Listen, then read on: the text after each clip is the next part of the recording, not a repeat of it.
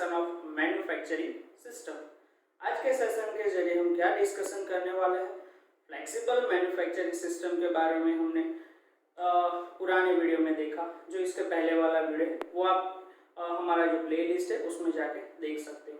अब हमको क्या देखना है, concept of flexible manufacturing system देखें, कौन कौन से उसके मेन एलिमेंट्स है जिसके बारे में हम डिस्कशन करने वाले हैं कि फ्लेक्सिबल मैन्युफैक्चरिंग सिस्टम के कौन कौन से मेन एलिमेंट्स है जिसके द्वारा जो हमारे फ्लेक्सिबल मैन्युफैक्चरिंग सिस्टम है वो वर्क करती है। तो आइए दोस्तों, आज हम डिस्कशन करते हैं main elements of the flexible manufacturing system. यहाँ हमारा कंटेंट दिखाया गया है फ्लेक्सिबल मैन्युफैक्चरिंग सिस्टम के बारे में। First of all, what is flexible manufacturing system, now then after main elements of the flexible manufacturing system. कौन कौन से मेन एलिमेंट्स है, work station, machining station, tool handling system, material handling system, computer control system and human resource. These all are the main component of the flexible manufacturing system. और last में क्या दिखाया गया है, आज के सेशन के जरिए हम जो भी पढ़ने वाले हैं उसके इम्पोर्टेंट क्वेश्चन दिखाए गए। तो आइए दोस्तों, आज हम डिस्कस करते हैं what is flexible manufacturing system. हमने पहले भी डिस्कशन किया हुआ है इसके बारे में। तो फ्लेक्सिबल मैन्युफैक्चरिंग सिस्टम किसको बोलते हैं, किसको बोलते हैं फ्लेक्सिबल मैन्युफैक्चरिंग सिस्टम। जैसे यहाँ दिखाया गया है कि जो भी हमारे वर्क स्टेशन है वो और जितनी भी हमारी मटेरियल हैंडलिंग सिस्टम है उन सब को हम इंटरकनेक्ट कर सके एक दूसरे के साथ, वो भी किसके जरिए, कंप्यूटर के जरिए।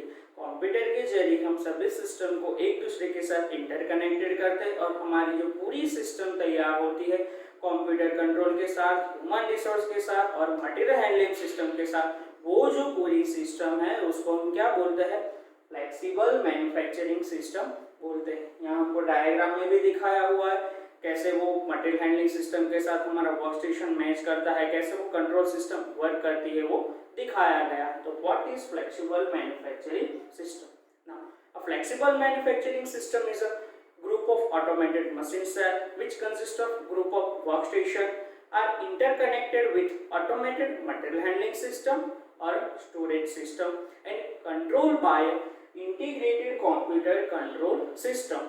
जो किस तरह से कंट्रोल होती है, एक सेंट्रल कंप्यूटर होता है जिसके जरिए हमारी पूरी एफएमएस की जो सिस्टम है वो कनेक्टेड होती है, जिसके जरिए वो कंट्रोल हो सकती है। आगे यहाँ हमको दिखाया गया है main elements of flexible manufacturing system.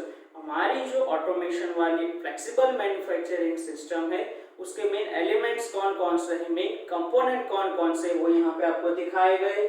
First of all यहाँ आपको दिखा है वर्क स्टेशन, उसके पास मैंने रखी इमेजेस जिससे आपको पता चल सके कि वर्क स्टेशन है क्या, एफएमएस के अंदर वर्क स्टेशन है क्या। आप जो देख रहे हो वो कैसे पहचान सकोगे कि वर्क स्टेशन क्या है, वो कैसे दिखता है। तो first of all work station, उसके बाद दिखाया हुआ है टूल हैंडलिंग सिस्टम और मटेरियल हैंडलिंग सिस्टम, उसके बाद दिखाया गया है कंप्यूटर कंट्रोल सिस्टम और लास्ट में दिखाया गया है ह्यूमन रिसोर्स। जो भी सिस्टम है, जो भी सॉफ्टवेयर है, वो चलाने के लिए कितने हमको ह्यूमन रिसोर्स रिक्वायर है वो दिखाया गया है।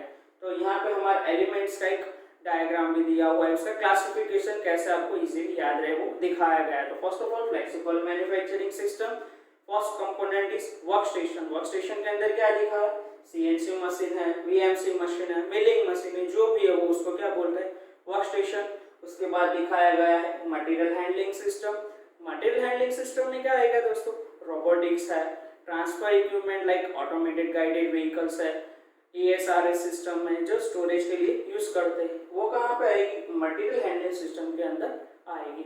उसके बाद दिखाया गया है कंप्यूटर कंट्रोल सिस्टम, जो क्या करेगी, हमको रियल टाइम डेटा दे रही है। कंप्यूटर कंट्रोल सिस्टम क्या कर रही है, हमारा कंपोनेंट कहाँ से कहाँ कौन से वर्क स्टेशन पर पहुंचा है, कौन सी एरर जनरेट हो रही है, वो हमको एक रियल टाइम डेटा प्रोवाइड करता है। कौन प्रोवाइड करता है, जो हमारी कंप्यूटर कंट्रोल सिस्टम है वो हमको एक रियल टाइम डेटा प्रोवाइड करती है। तो अब हम बात करते हैं एक एक कंपोनेंट के बारे में। फर्स्ट ऑफ ऑल हमको यहाँ दिया गया है वर्क स्टेशन के बारे में हम डिस्कस करते हैं। तो एफएमएस के अंदर कितने टाइप के वर्क स्टेशन होते हैं। तो फर्स्ट ऑफ ऑल यहाँ दिखाया गया है load unload station, machining station, fabrication station, assembly station, inspection station and last one is part cleaning and finishing station. जितनी भी एफएमएस सिस्टम जो भी इंडस्ट्रीज के अंदर इम्प्लीमेंट होती है उसके अंदर वर्क स्टेशन कितने होते हैं, ये जो वर्क स्टेशन दिखाए गए इतने सारे वर्क स्टेशन तो कंपलसरी होते ही। यहाँ आप लोगों को दिखाया गया है कि लोड अनलोड स्टेशन में क्या होता है। तो फर्स्ट ऑफ ऑल दिखा है लोड और अनलोड स्टेशन। लोड और अनलोड स्टेशन में क्या होता है, जो भी हमारा रॉ मटेरियल है उसको हम लोड करते हैं, अलग अलग वर्क स्टेशन के जरिए वो पास आउट होकर हमको एक फाइनल प्रोडक्ट मिल रही। और अनलोड का मतलब क्या है, जो हमारी प्रोडक्ट तैयार की गई उसको हम लेके मटेरियल हैंडलिंग के द्वारा हम स्टोरेज सिस्टम तक उसको ले जाते हैं। तो वो क्या है, लोड और अनलोड स्टेशन है। उसके बाद दिखाया गया है मशीनिंग स्टेशन। तो मशीनिंग स्टेशन में क्या होगा दोस्तों, जो भी हम मशीनिंग प्रोसेस कर रहे हैं, ऑपरेशन कर रहे हैं, सीएनसी मशीन है, लेथ मशीन है, वीएमसी मशीन है, मिलिंग मशीन है, इन सब पर हम मशीनिंग कर रहे हैं, तो वो अलग अलग वर्क स्टेशन के हिसाब से दिखाया गया। तो वो क्या है, मशीनिंग सेंटर्स है। उसके बाद फैब्रिकेशन स्टेशन।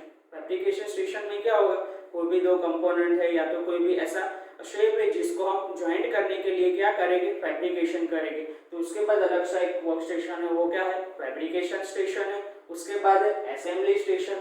हमारा कंपोनेंट, हमारा जो वर्क पीस है, हमारी जो प्रोडक्ट है वो तैयार करने के लिए हम एक एक पार्ट बनाते हैं, बाद में सब पार्ट को हम क्या कर सकते हैं, असेंबल करते हैं और हमारी पूरी प्रोडक्ट ऐसे तैयार होती है। तो उसके बाद है असेंबली स्टेशन दिखाया हुआ है। उसके बाद है इंस्पेक्शन स्टेशन। तो इंस्पेक्शन स्टेशन में क्या आएगा, हमारी प्रोडक्ट अब तैयार हो चुकी है, प्रोडक्ट क्या क्या करना है, हमको क्वालिटी चेक करनी है, उसका इंस्पेक्शन करना है कि हमारा जो डायमेंशन है, हमारी जो रिक्वायरमेंट है, उस हिसाब से हमारी प्रोडक्ट तैयार हुई है कि नहीं हुई है, वो हमको देखना जरूरी है। तो उसके लिए क्या दिया गया है, यहाँ पे इंस्पेक्शन स्टेशन दिया हुआ है। और उसके बाद बताया गया है फिनिशिंग स्टेशन। फिनिशिंग स्टेशन में क्या होगा, फाइनली जो हमारी प्रोडक्ट तैयार हुई उसका फिनिशिंग होगा, लाइक पेंटिंग करते हैं उसके ऊपर, उसकी कोई सपाटी रफ है तो उसके ऊपर क्या करते हैं वो लोग, ग्राइंडिंग करते हैं। इस तरह से हमारा फिनिशिंग होता है प्रोडक्ट का। उसके बाद यहाँ आपको दिखाया गया है tool handling system. Tool handling system में क्या होता है, जो भी हमको टूल रिक्वायर है मशीनिंग के लिए, वो टूल को हम कैसे हमारे मशीनिंग स्टेशन तक ले जाए, उसको हैंडल करने के लिए, उसको होल्ड करने के लिए कितने टूल रिक्वायर है। वैसे आप लोग जानते तो हो, एक तो सिंगल पॉइंट कटिंग टूल और मल्टी पॉइंट कटिंग टूल है। और उसके अलावा कौन कौन से टूल है जो मैन्युफैक्चरिंग के अंदर, सीएनसी मशीन के अंदर यूज होते हैं, वो आप लोगों को देखने हैं।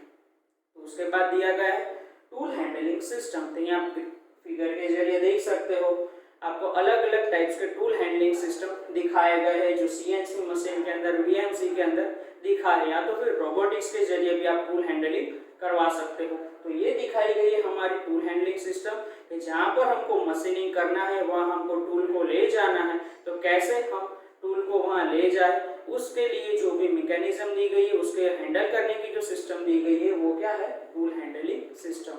उसके बाद क्या दिखाया गया है, material handling system. Material handling system, material handling system में क्या होता है, जो भी रॉ मटेरियल है उसको हम प्रोसेसिंग स्टेशन तक लाते हैं, और अलग अलग प्रोसेसिंग स्टेशन तक पहुंचाने के लिए हमको मटेरियल हैंडलिंग की रिक्वायरमेंट है। लाइक हमारे पास 3 वर्क स्टेशन है, तो पहले वर्क स्टेशन पर हमारा काम हो चुका है, उसके बाद हम वो प्रोडक्ट को या तो फिर वर्क पीस को दूसरे वर्क स्टेशन पर ले जाना होगा। तो क्या करना पड़ेगा, ऐसी मटेरियल हैंडलिंग सिस्टम हमको डेवलप करनी पड़ेगी कि वो वर्क स्टेशन से लेकर दूसरे वर्क स्टेशन, दूसरे वर्क स्टेशन से तीसरे वर्क स्टेशन तक हमारी प्रोडक्ट पहुंच सके। उसको क्या बोलते हैं, मटेरियल हैंडलिंग सिस्टम बोलते हैं। तो मटेरियल हैंडलिंग सिस्टम के अंदर क्या क्या आता है, वो उसके फिगर के साथ यहाँ आपको क्लियरली दिखाया हुआ है, कि जैसे आपको पता चल सके। रियल लाइफ में आप लोगों ने देखा है पर पता नहीं है कि हमको इसको क्या बोलना है, वो क्या है, मटेरियल हैंडलिंग सिस्टम है। तो फर्स्ट ऑफ ऑल क्या दिखाया गया है, एजीवी, ऑटोमेटेड गाइडेड व्हीकल। उसके बाद है ASRS, automated storage and retrieval system. उसके अंदर क्या होता है, एजीवी के द्वारा जो भी हमारी प्रोडक्ट है वो आती है, तो उसको स्टोर करने के लिए क्या है, एएसआरएस सिस्टम का यूज करते हैं। उसके बाद दिखाया गया है कन्वेयर। तो कन्वेयर के जरिए बहुत ही हेवी वेट के प्रोडक्ट हो तो उसको कन्वेयर के जरिए, या तो फिर हमने एयरपोर्ट पर देखा होगा, जो भी लगेज आ रही है वो कैसे आ रही है, कन्वेयर बेल्ट के थ्रू आ रही है। उसके बाद दिखाया गया है पैलेट ट्रक। उसके बाद एक क्रेन। क्रेन कहाँ यूज होती है, जब आपको कोई गाड़ी बिगड़ जाती है उसको लिफ्ट करने के लिए, या तो कोई हैवी मशीनरी है, हैवी पार्ट है, उसको लिफ्ट करने के लिए किसका यूज करते हैं, क्रेन का यूज करते हैं। तो वो जो क्रेन है वो क्या है, type of material handling system ही है। उसके बाद दिखाया गया है पोस्टिचिंग। तो ये सारे हैं मटेरियल हैंडलिंग सिस्टम के अंदर आने वाले पार्ट है जो है AGV, ASRS, hoist chain, crane, conveyor और पैलेट ट्रक। अब उसके बाद क्या दिखाया गया है, कंप्यूटर कंट्रोल सिस्टम दिखाई गई है कि कंप्यूटर कंट्रोल के अंदर क्या क्या होता है, कौन कौन से फंक्शन परफॉर्म होते हैं।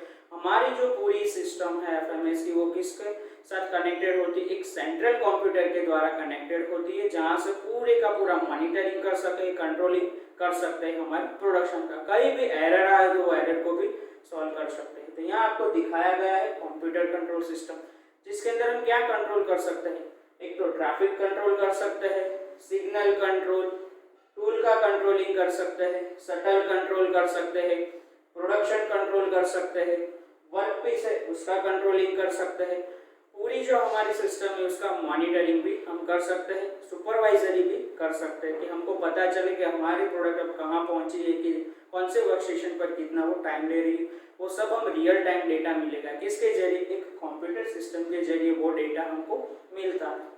और लास्ट में दिखाया गया है ह्यूमन रिसोर्स। लास्ट एलिमेंट कौन सा है, ह्यूमन रिसोर्स।